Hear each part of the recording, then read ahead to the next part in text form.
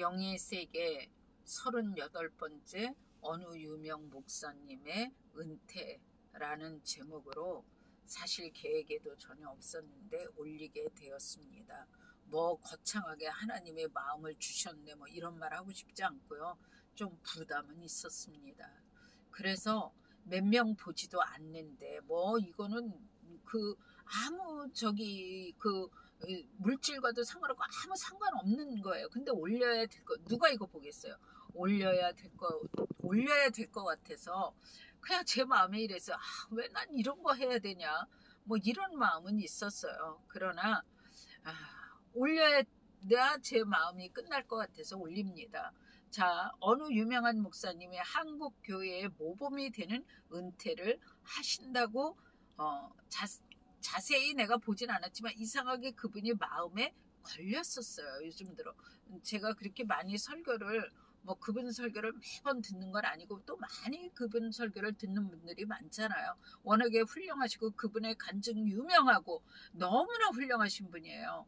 그런데 그분이 하나님이 저에게 주시는 마음은 뭐냐면 그 훌륭한 은퇴가 모든 하나님께 돌아갈 영광을 다 가로채는 거예요. 저는 그런 마음이 왔어요.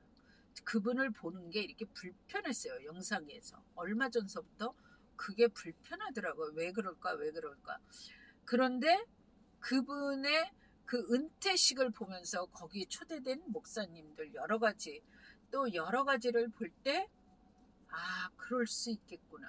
하나님께서는 어떤 마음이 저에게 이게 맞다면요 보여주셨냐면 하늘에 이렇게 넓은데 그건 까딱하면 하나님이라고 저거는 천사가 아니고 하나님이라고 착각할 수도 있겠구나. 전 모르겠어요. 이 얘기를 보고 웃으실지 모르지만 예수님이라기보다는 저걸 하나님이라고 착각할 수 있겠구나. 분별이 제대로 안 되면 저는 그렇게 생각했어요. 근데 아니에요. 그건 사단이에요. 그런데 아주 이렇게 아주 하나님이라고 착각하기 좋겠구나 그런 생각을 했고요. 이렇게 하늘에 이렇게 덮었어요. 엄청 잘못 그거를 분별하면 장어목에 덮었다 이렇게 표현할 수도 있겠네요.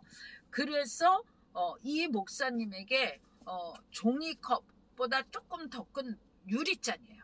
아무것도 없는 유리잔에 저는 그 색깔이 소주 색깔도 아니고 보리차 흐린 색깔. 근데 저는 옛날에 백화수복 같은 거 왜 옛날에는 제사 지날 때 따르고 그랬잖아요. 그거 말고 정종이라고 있었죠. 정종. 그 색깔이에요.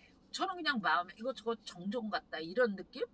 그런데 정종인지 뭔지 몰라도 그런데 그걸 이렇게 따라줘요. 약간 보리차 색깔 흐린 색깔 예쁘죠 그 색깔. 근데 아니에요. 보리차 색깔 아니고 그것도 이쁘다니까 정종. 그 한 방울 한 방울 내리는 술 있잖아요. 그 옅은 그 무슨 색이라 해요? 노릇끼리한 아주 예쁜 색깔이죠. 그걸 따라주는데 그 색깔이 그분이 마실 때는 까매져요. 아니에요. 정종 아니에요. 그 색깔 아니라니까요. 까맣게 변해요. 그거를 이분이 계속 이게 하늘에서 계속 따라줘요. 걔가. 그러면 이분은 취한 듯이 그걸 마시더라고요. 그러면서 하나님의 영광 모든 영광을 어떻게 보면 하나님께서 나한테 그렇게 들려주셨다는 게 제 마음. 지금 그러세요. 내 영광을 다 가로챘다. 다 가로채고 있고 가로챘다는 거예요.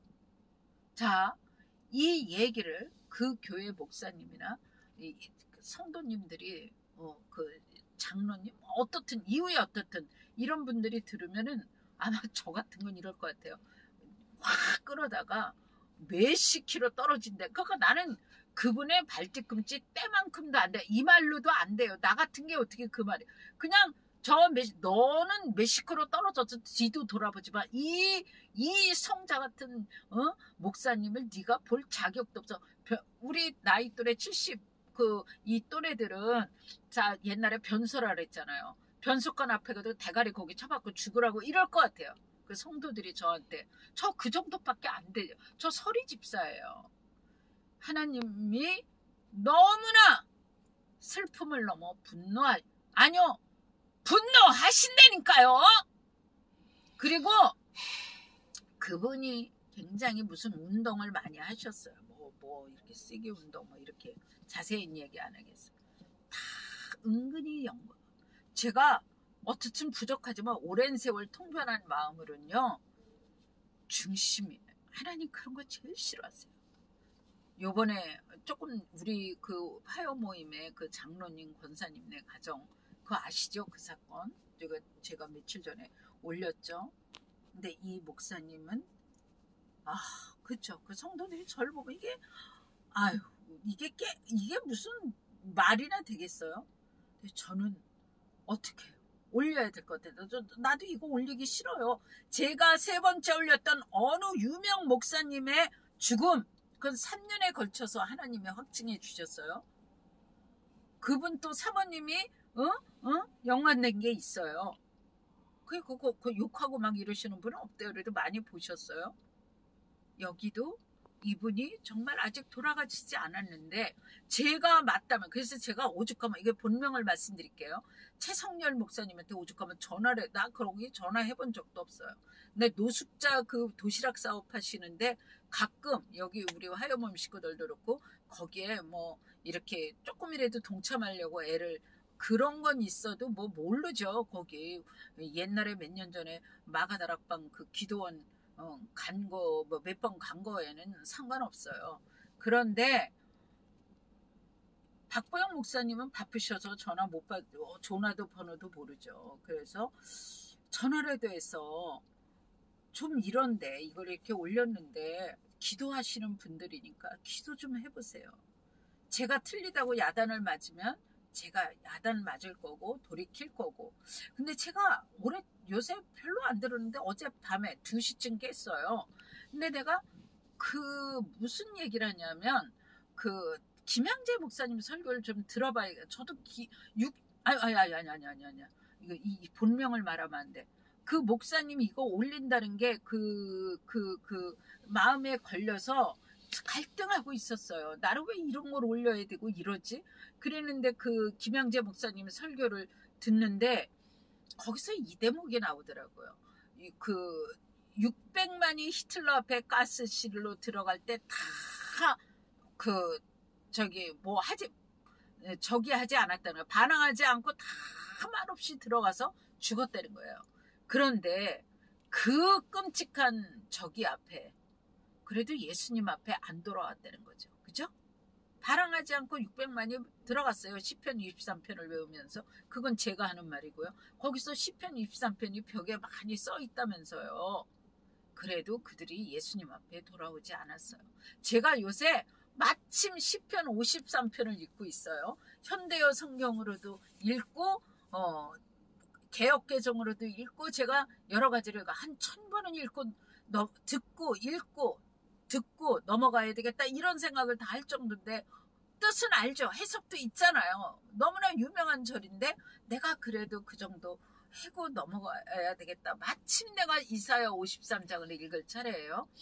그런데 그 김양재 목사님의 설교를 내가 들으면서 그렇다.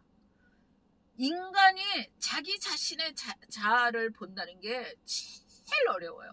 얘가 저기 시댁에 그 친척 어른인데 높은 급의 신부님이세요. 높은 급.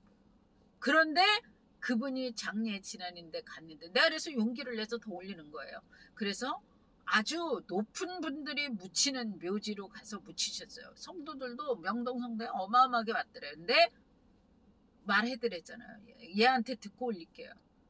어떻든 그분도 체험이 있어서 거기에 들어갔지만 자기 자아에 나중에는 내가 하나님 자리에 앉는 거예요. 차라리요. 제가 오랫동안 그 무슨 직업이었는지 아시죠? 차라리 저는 밑에서부터 대통령 부인까지 봤어요. 호텔 미용실이나 제가 뭐 미스코리아 할 때도 10년 했다 그랬잖아요. 차라리 밑에 그 분들은 솔직해요. 욕하고 솔직해요. 아니요. 은근히 영의 세계는 굉장히 예민하고 아주 예민한 거예요. 한순간에 사단의 밥이 될 수 있어요. 내가 하고 점잖게 하나님 자리에 앉을 수 있다니까요. 자신 자신을 봐야 돼요. 날마다 싸워야 될 존재는 자신이에요. 저는 그렇게 생각해요. 오늘 그 분의 얘기를 했어요. 그런데 어떻든 저는 그 하늘에 있는 사단 느껴져요. 느껴지죠. 굉장히 세면서 아주 그 겉으로는 뭐랄까 아주 시아프하고 점잖고 뭐라 그러나 뭐라고 말할 수 없는, 그러나 한꺼풀만 뒤집으면 아까 그랬죠. 정종 같은 색깔이 새카만 물이라고. 사단은 그걸 아셔야 돼요.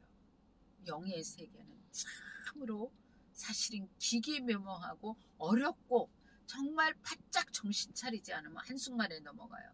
오늘은 여기까지 하겠습니다. 또 올리겠습니다. 그 신부님 얘기를 올려야 될까요? 어떻든 건 좋겠다라고 상의해서 거기서 하나님의 어떤 음성과 어떤 마음을 주셨나를 올리게 되면 올리겠습니다.